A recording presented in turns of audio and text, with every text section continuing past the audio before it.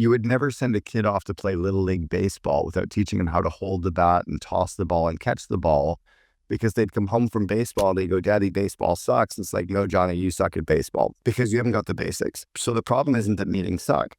None of your management team, none of your leadership team have ever really been trained on how to run highly effective meetings. They've never been trained on how to get people to input in meetings.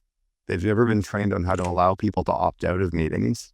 They've never been trained on how to put together a proper purpose, outcome, and agenda, how to start on time and stop on time. Like, so there's all this stuff. And then for leaders, we feel this pang of, oh, I was invited, I should come. Or for an employee, I was invited to the meeting, I should come.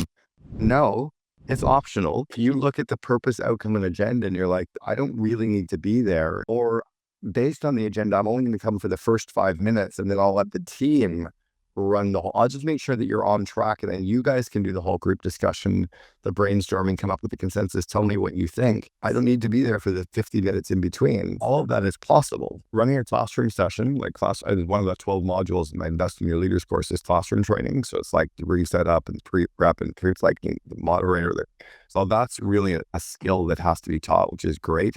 Running meetings is as well. And a meeting could be a phone call, it could be a Zoom meeting, it could be an in-person meeting. But one of the ways that you'll get out of meetings is for you to, read that book, read that content and truly understand it. And then culturally, you don't need to be at all the meetings. Your job is to grow people. Your job is to let them get the results you're looking for.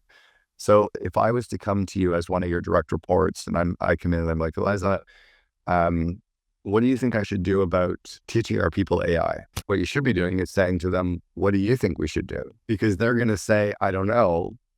And then say, well, then go away and think about it and come back and tell me what you think we should do.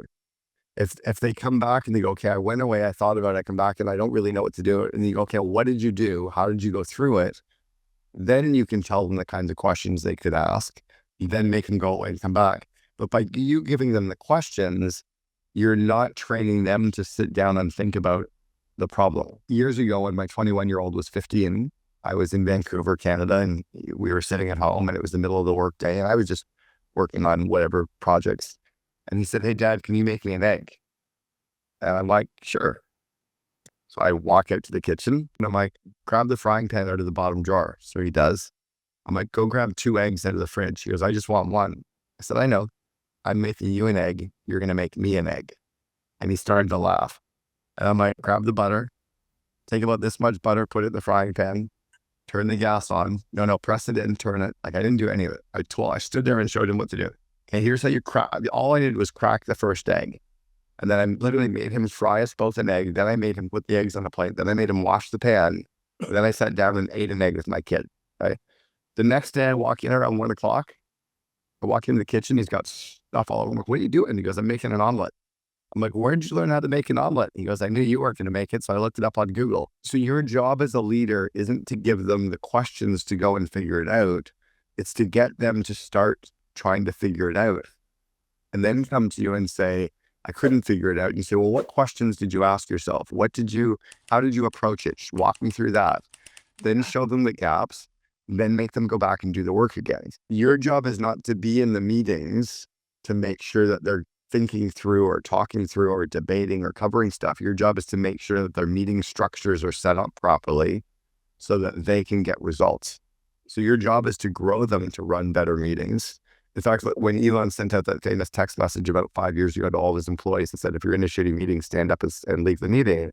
His brother used to work for me, Kimball. So I sent Kimball a note. I'm like, tell Elon to not tell people to leave meetings. Tell them to fix the meetings so they're not running meetings. First principles is fix the meeting. So the basic rules that I cover on running effective meetings, every meeting has to have a clear purpose. Why are we running it?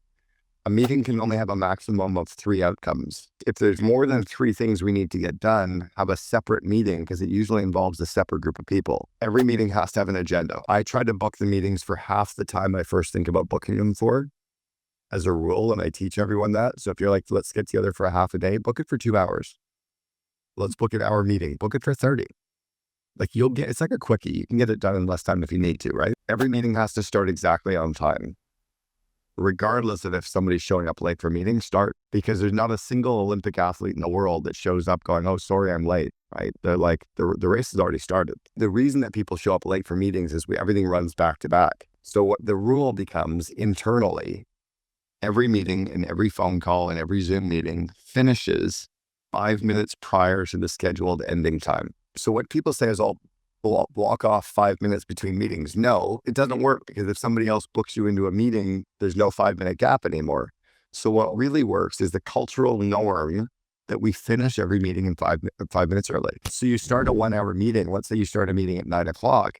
Everyone knows that we finish at 9:55, including your suppliers and customers, because you tell them, by the way, I know we booked the meeting for an hour. Our cultural norm is we finish everything 5 minutes early so that we can show up on time for shit. And we can actually go to the bathroom, get a cup of coffee, talk to our assistant.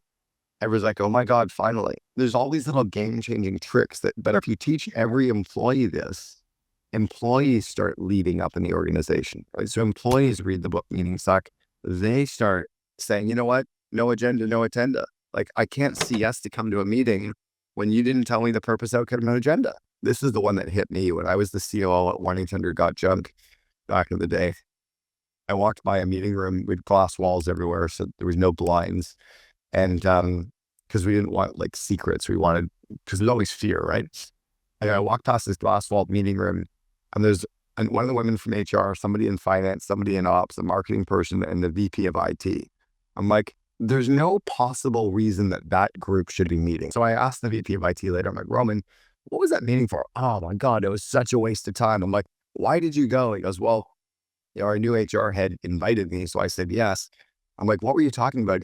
She wanted one person from each business area. And we were so busy in IT launching the next phase of the site that I showed up. And we were talking about the Christmas party. And he goes, and I'm Jewish, because there was no purpose, outcome, or agenda. And he'd never been trained on how to opt out of a meeting. Like, he shouldn't have been there. If he'd seen the agenda was to talk about a Christmas party, he would have said, no, I'm not coming. And no, I'm not even sending an IT person. Just tell me what's going on. The meeting has to be called for a purpose. So what's the purpose of the leadership team getting together? Is it to go over results? Is it a goal setting meeting? Is it a goal setting and metrics review? What are the things that you're covering? Is it like an update meeting? Because the leadership team is getting together, but that's not the purpose of the meeting. So for any recurring meeting, you should be naming it based on the purpose of the meeting. And that allows you to realize, should we really have people coming to it? Because sometimes the whole leadership team doesn't need to be at that meeting. We had 3 leadership meetings. We had our war meeting, which was our weekly action review. That was every week. We met to talk about what we were working on, and we reviewed the dashboards, and we did our 5-minute updates. It was like an L10 meeting, but we call it our war meeting. So weekly action review. That was one. Number 2 is every month, the leadership team had our storm meeting, which was our strategy and review. It was for us to talk about stuff at least 6 months to 12 months out on the calendar. 6 months out for us was strategic, because we were doubling our revenue every month or every year. We doubled 6 years in a row. Thinking 6 months out was like pretty big growth. And then the 3rd meeting that we had was our finance meeting. And that's when we reviewed the budget, the cash flow. We reviewed the general ledger at times.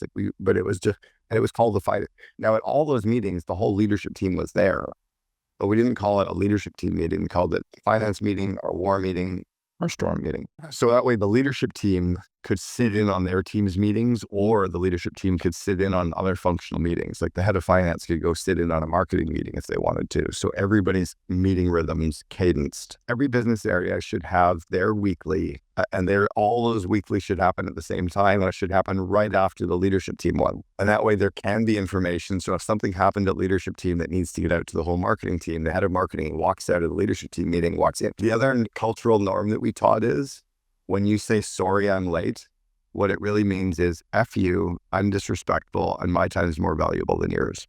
Everybody I've ever worked with knows that. So they just don't do it. And then the next part is just making sure that culturally, as a norm, you allow people to, based on the agenda, decide to either not be there for the whole meeting or only be there for part of the agenda that is necessary.